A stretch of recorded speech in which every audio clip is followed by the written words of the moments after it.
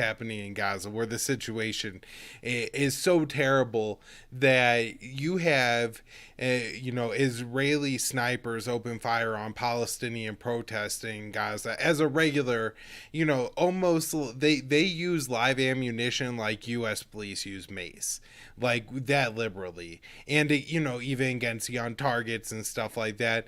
And so there were some recent protests going on in Gaza, Connor, from what I've been able to come up with. And if you just read the Western press, I guess the big highlight here is that an Israeli soldier ended up being critically injured. So I'm guessing, just from reading the press, that this was like a Hamas thing where, they terrorized the poor Israeli soldier just trying to keep order, or what happened here? Yeah, I mean, there's been an uptick in cross-border violence between Gaza and Israel, but essentially that's, since the last assault on Gaza back in May, there's been a sort of fragile ceasefire agreement that was brokered by Egypt, and Israel has continued to still launch airstrikes in Gaza, and so we'll see things where I guess the first, what I'm picking up is that the first rocket attack into Israel was just days before these protests on Saturday.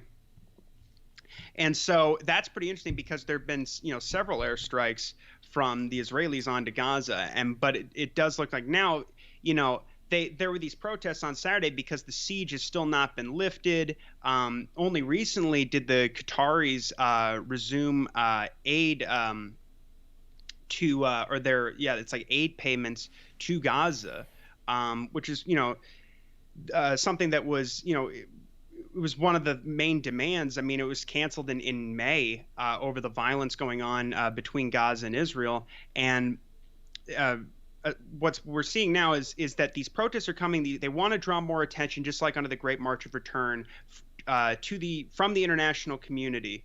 To show what's going on, because essentially they're helpless. I mean, they're they're under total blockade, and so we saw last Saturday there were these protests. Thousands of people came out, and 40 people, more than 40 people, I think, were injured, shot with, like you said, live ammo, tear gas, the rubber-coated steel bullets. 24 children were wounded. And in fact, some of this is in more the northern part of Gaza. We saw some footage on the eastern border that some of these Gazans actually got pretty close to the wall, closer than I've seen in footage before. And there was an Israeli sniper just taking shots at people through a hole in the wall. And somebody actually, a young Palestinian, was able to get in there with a handgun and shot the sniper and injured him. He shot him in the head. He didn't die. A 13-year-old boy was critically injured as well during these protests from the Israeli side. They shot a 13-year-old Palestinian on the other side of the wall. But just so we could get clarity on the real story here, Connor, and just summarize it real well, because again, this isn't the narrative that you get from the corporate press.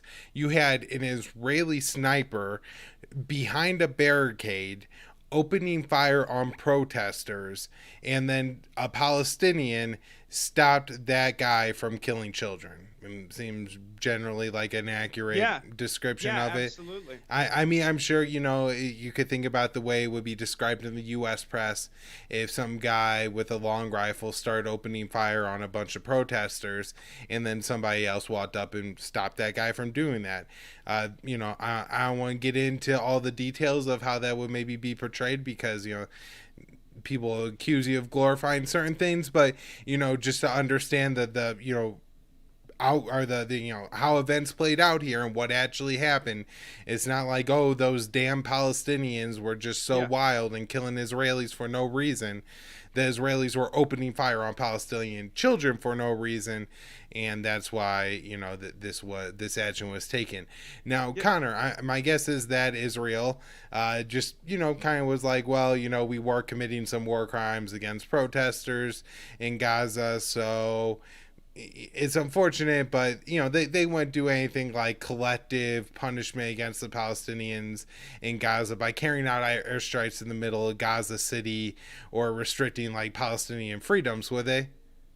Well, no, I mean, Yeah, I mean, of course, it's the whole narrative is that it's like self-defense. After the I mean, this is at the end of the day, this is an open air concentration camp under blockade from the land, air, and sea. And so, yes, so, I mean, thousands of people came out to protest the collective punishment, the humanitarian disaster there. And somebody actually had the bravery to defend themselves, frankly, and to defend other, children in this instance. And so, but of course, Israel, they bombed Gaza that evening in retribution, and they're saying because there's more protests planned because people these some of these protests seem to be organized by Hamas. It's not as independent as previously we've seen with the Great March of Return demonstrations, but there's a group of different factions that are involved in doing these protests. And the idea is, of course, that they want to bring attention to lift the siege and to be able to rebuild after all these, after all the bombings and all the 2014 war, the assault a couple of months ago in May, and so the Israelis bombed Gaza, and they claim, as they always do, they go, "Oh, we're targeting weapons manufacturing facilities and tunnels and rocket launch sites." But they came out and said, "Yeah, we bombed sites adjacent to civilian homes and a school." So it's been ridiculous. And then the Gazans on Monday morning, I'm not sure who exactly, but there were, they called them fire balloons, incendiary balloons in the media, were launched over the border and started some brush fires on the other side of the border in just some open fields. And the Israelis have launched additional airstrikes this week on Gaza, again, justifying it basically under the same narrative that, oh, we're going after these, tunnels and weapons facilities and these sorts of things. And what we're seeing now is the Israeli military is telling them, in anticipation of further protests that are being planned by the Gazans, that they're supposed to get much more harsh. They're beefing up their presence along the border. They're running new drills, and it'll likely be horrific, and it'll be tons of Israeli war crimes that are committed here, because with the Great March of Return, tens of thousands of people were killed. They were shooting journalists. They were shooting medics. They were shooting disabled people in wheelchairs.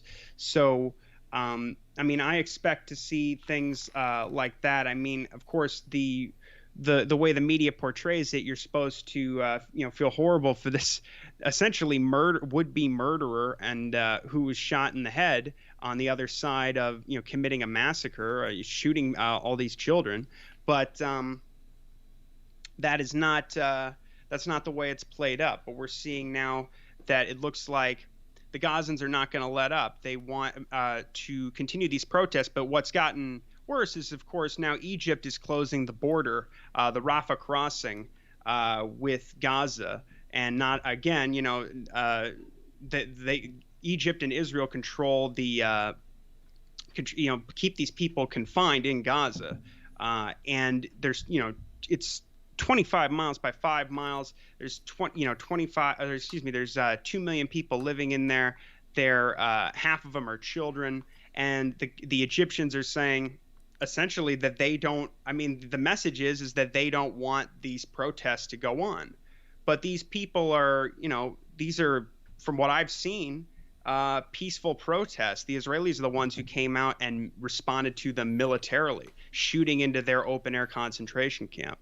Right. So Israel's paid, or not, excuse me, Egypt is paid a lot of money by the United States, billions of dollars a year, in aid to, be a sock puppet and essentially keep the Palestinians, particularly the ones in Gaza, relatively in line. I mean, there's only so much you could do whenever, you deprive people as much as the Israelis have deprived the people of Gaza. You are going to have people lash out violently because, look, Connor, if like your neighbor surrounded your house with guns, like, and you started to starve to death, at some point you do have a right to use violence to get the hell out of your house so you could go get some food. Like, people don't have a right to starve you to death. You know, the Israelis continuing to limit the amount of territory off the into the Mediterranean Sea that the Gazans could fish and get food. Whenever Gaza like has a surplus of anything like tomatoes, then the Israelis prevent them from exporting them, so they have a surplus and gluts in the market, and they can't sell to their Palestinian compatriots even in the West Bank. Not to mention, the Israeli response to the Palestinians try to get any COVID vaccines or anything like that. And so it's just so obvious that the people there are suffering to such an extreme degree that if their protests are met with violence, then the Israelis have just left them with absolutely no choice. Anything else on the Israel situation before we move on? I know you got some Syria news too. Well, no, I think we essentially covered it, but it's important to keep an eye on it because, like I said, these protests will continue. The situation is of course horrible, and the Israelis are. I mean, the Bennett government is getting more violent in both the West Bank and Gaza, and so we will see probably more and more war crimes going forward. All right.